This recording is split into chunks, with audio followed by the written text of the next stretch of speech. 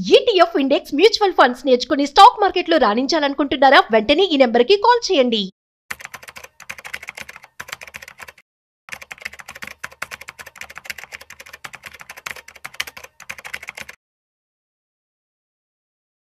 Recent గా RBI governor Sanjay Malhotra repo rate ని 5.5% తగ్గించడం జరిగింది. సో ఇందులో భాగంగా మనం అందరం అనుకున్నాము, సో బ్యాంక్ మీద మనం ఏదైతే లోన్ తీసుకున్నామో వాటి మీద వడ్డీ తగ్గుతుంది అని చెప్పి.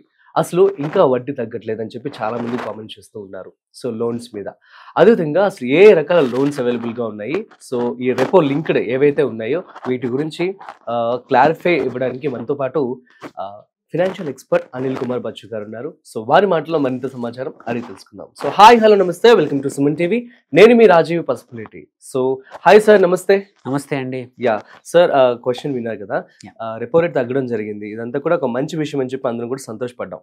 కానీ ఇది ఇంప్లిమెంట్ అవ్వడానికి కొంచెం టైం పడుతుందని తెలుసు. సో బట్ ఆల్రెడీ ఇప్పుడు చాలా రోజులు అయితే గడిచిపోయింది, ఆల్మోస్ట్ 20 డేస్ అయిపోయింది. సో ఎప్పటి నుంచి ఇది ఇంప్లిమెంట్ చేస్తారంటారు బ్యాంక్స్? అదేవిధంగా ఎన్ని రకాల రెపో లింక్డ్ లోన్స్ ఉంటాయంటే ఏమని చెప్తారు?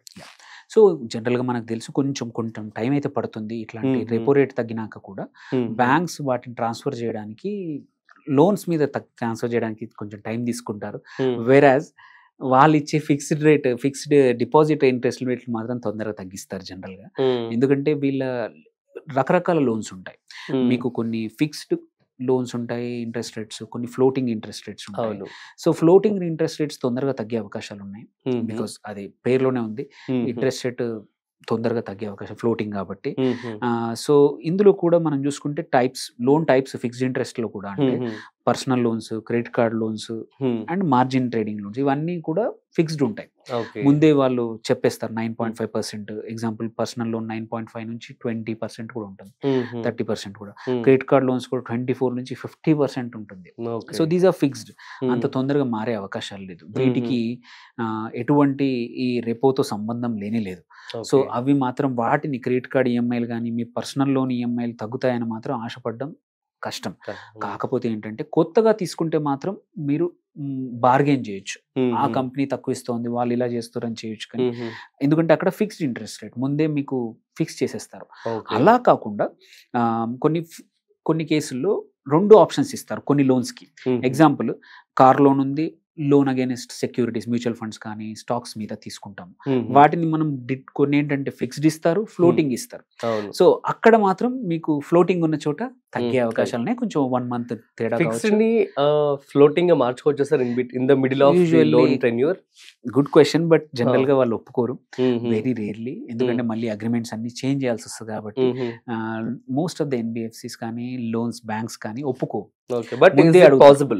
ఇట్ ఈస్ పాసిబుల్, బట్ దానికి మళ్ళీ అడిషనల్ ప్రాసెసింగ్ ఛార్జ్ అని అన్ని తీసుకుంటారు అనమాట. జనరల్ గా అంత ఈజీగా పాసిబుల్ కాదు ఫిక్స్ నుంచి. అందుకే మనం ముందే జాగ్రత్త పడాలి. కాకపోతే ఏంటంటే మనకు ప్రెడిక్షన్ కష్టం. లోన్స్ ఇంట్రెస్ట్ రేట్ పెరగచ్చు తగ్గచ్చు కాబట్టి. సో ఇప్పుడు ఫస్ట్ థింగ్ చేయాల్సింది ఏంటంటే అసలు మన లోన్ ఏంటి అని తెలుసుకోవాలి. ఓకే, సో అండ్ కొన్ని మాత్రం మోస్ట్లీ ఫ్లోటింగ్ ఉంటాయి.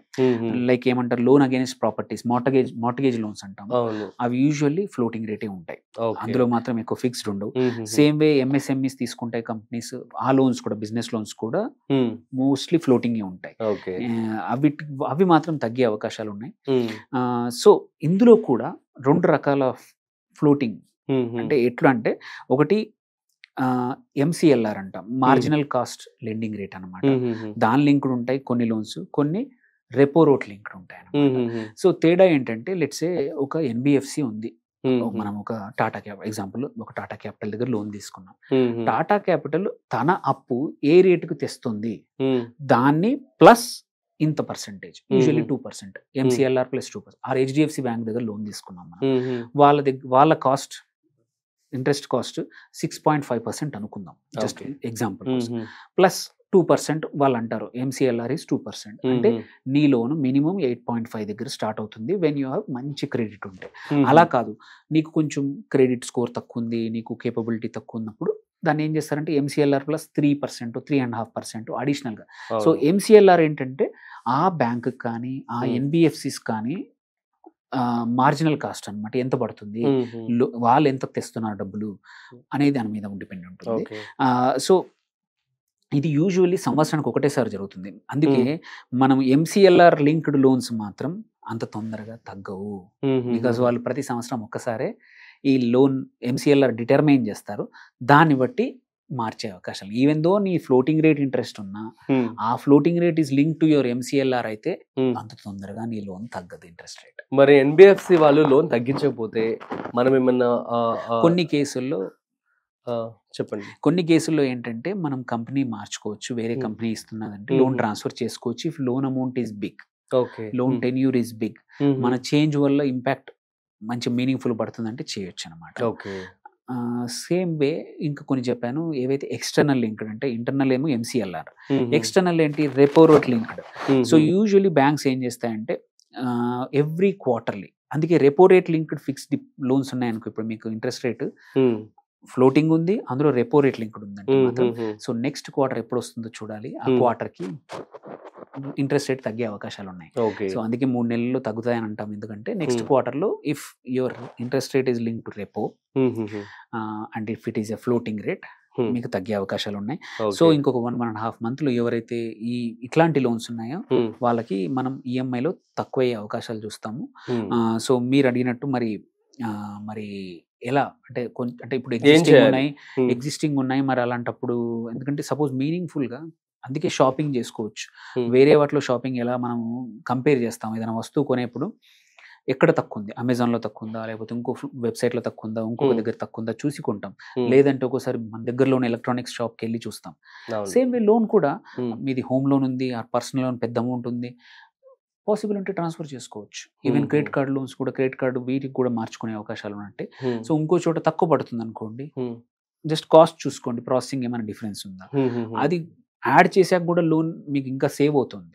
ఒక్కోసారి ఏంటంటే మనం పర్సనల్ లోన్ అవసరానికి తొందరగా ఎవరిస్తారో అని చెప్పేసి 11%కో 12%కో తీసుకునే వాళ్ళు ఉంటారు, అర్జెంట్ కోసం, హాస్పిటల్కో లేకపోతే ఏదైనా పర్పస్ కోసం. ఇవాళ మీరు వెళ్ళి అడిగితే అంత మీకు అర్జెంట్ లేదు, మార్కెట్ వాళ్ళకి అవసరం ఉంది, ఆ బ్యాంక్ కానీ ఆ ఎన్బిఎఫ్సిస్ కానీ, వాళ్ళు మీకు ఇప్పుడు 10%కి ఇస్తున్నారు, 9.5%కి ఇస్తున్నారు. ఒకసారి క్యాల్కులేషన్ వర్కౌట్ చేసుకుంటే మీకు ప్రాసెసింగ్ అడిషనల్ ఫీజు కొత్తగా, ఎందుకంటే ప్రతిసారి కొత్తగా పే చేయాలి. కొన్నిసార్లు తీసేస్తారు, మన ప్రాసెసింగ్ ఫీజు కూడా మనకి ఎగ్జెంప్షన్స్ ఇస్తారు. అలాంటి టైంలో కూడా చూసుకొని లోన్ చేసుకోవచ్చు. ఈవెన్ హోమ్ లోన్స్ కూడా బ్యాంక్ టు బ్యాంక్ మార్చుకోవచ్చు, ఒక కంపెనీ నుంచి ఇంకో కంపెనీ మార్చుకోవచ్చు. సో ఇప్పుడు ఎప్పుడైతే మీ బ్యాంక్ తగ్గించట్లేదు, బట్ డిఫరెన్స్ అట్లీస్ట్ ఒక 0.5 నుంచి 0.6% ఉంటే మాత్రం, అండ్ ఒక 15 years 14 years ఉంది అంటే మాత్రం it worth while to change అనమాట. So loan transfer, bank transfer చేసుకోవచ్చు, అవి అవకాశాలు ఉన్నాయి. బట్ మీది మాత్రం ఫిక్స్డ్ ఉంటే మాత్రం అంత ఆశ అంటే మనం తగ్గిన దాన్ని అంత తొందరగా తగ్గే అవకాశాలు లేవు, మీరు చేంజ్ చేస్తే తప్ప. ఇఫ్ మీ లోన్ మాత్రం రెపో రేట్ లింక్డ్ అయితే మాత్రం ఈ క్వార్టర్ త్వరలో ఎండ్ అయిపోయినప్పుడు మనకు వచ్చే అవకాశం, ఎస్పెషల్లీ ఇప్పుడు మన ఏప్రిల్, మే, జూన్. సో జూన్ అయిపోగానే ఇంకొక 15-20 daysలో వాళ్ళు మాత్రం ఈ తగ్గిన 0.5% తగ్గింది అవకాశం ఉంది. Okay, super sir, thank you so much.